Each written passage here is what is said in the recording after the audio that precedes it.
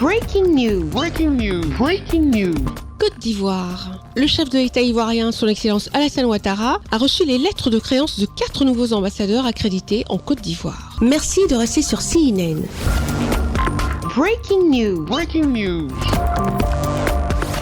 Le président de la Côte d'Ivoire, son Excellence Alassane Ouattara, a reçu ce mercredi 13 décembre 2023, au palais de la présidence de la République de Abidjan, les lettres de créance de 4 nouveaux ambassadeurs accrédités en Côte d'Ivoire. Il s'agit respectivement de leurs excellences Mauricio Rueda Bells du Vatican, Moubarak Hussein Al-Mari du Qatar, Moazé Mba Chama de la Guinée équatoriale, de Chérif Magdi Rachad Seif de l'Égypte. La cérémonie a obéi à un rituel protocolaire en la matière, à savoir remise au chef de l'État par le nouvel ambassadeur de la lettre de rappel de son prédécesseur, remise des lettres de créance du nouveau diplomate, échange avec le président de la République, déclaration à la presse et honneur militaire.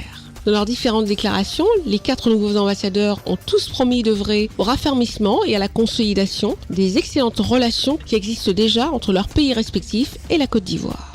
La Côte d'Ivoire et le Vatican ont célébré en 2020 le cinquantenaire de leurs relations diplomatiques. Le nouveau nonce apostolique de la Côte d'Ivoire, son éminence Mauricio Rueda Bells, face à la presse, a bien voulu se souvenir du premier président de la République de Côte d'Ivoire, feu Félix Houphouët-Boigny. Il me plaît d'évoquer les souvenirs du premier président, Félix Houphouët-Boigny, qui a été honoré ces derniers jours à 30 ans de son décès. La basilique de Notre-Dame de la Paix de Yamoussoukro, qu'il a offert, est un pont d'amour qui relie toutes les régions du pays.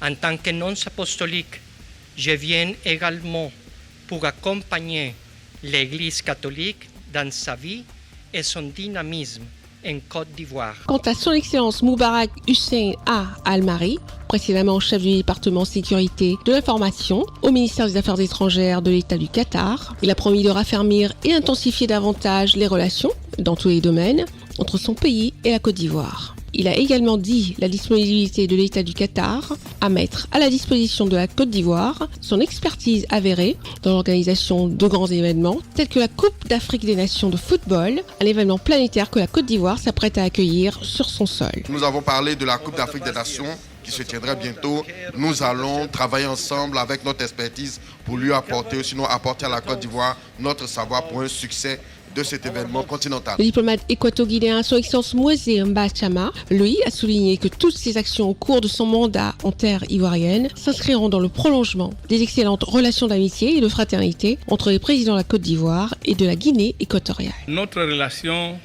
ça date de longtemps et nous considérons l'amitié que nos deux chefs d'État et nos pays ont. On va faire nos mieux pour que les relations soient plus de ce qu'il y en a aujourd'hui. Et ça testifie ma présence ici. Et je suis venu pour ça. Enfin, le nouvel ambassadeur de la République arabe d'Égypte, son Excellence Chérif Magdi Rachad Seif, a tout d'abord transmis au chef de l'État ivoirien, son Excellence Alassane Ouattara, un message d'amitié de son homologue égyptien, son Excellence Abdel Fattah al-Sisi. Il a par la suite promis de mettre un accent particulier sur les liens de coopération dans les domaines de l'agriculture, de la médecine, de l'industrie pétrolière et des télécommunications.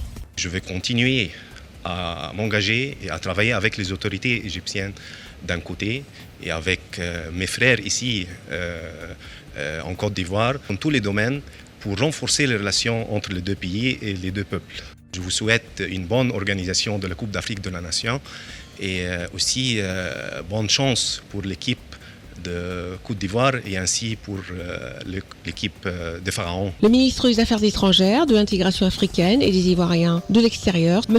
Léon Wadja Adom, a pris part à la cérémonie. Merci d'être sur CNN, la télévision autrement. Les programmes se poursuivent. Retrouvez toute l'actualité afro-mondiale en ligne et en multidiffusion sur CNN, C-Web Info et plateformes digitales, Facebook, YouTube, Instagram et en simultané sur Radio Voltage 2.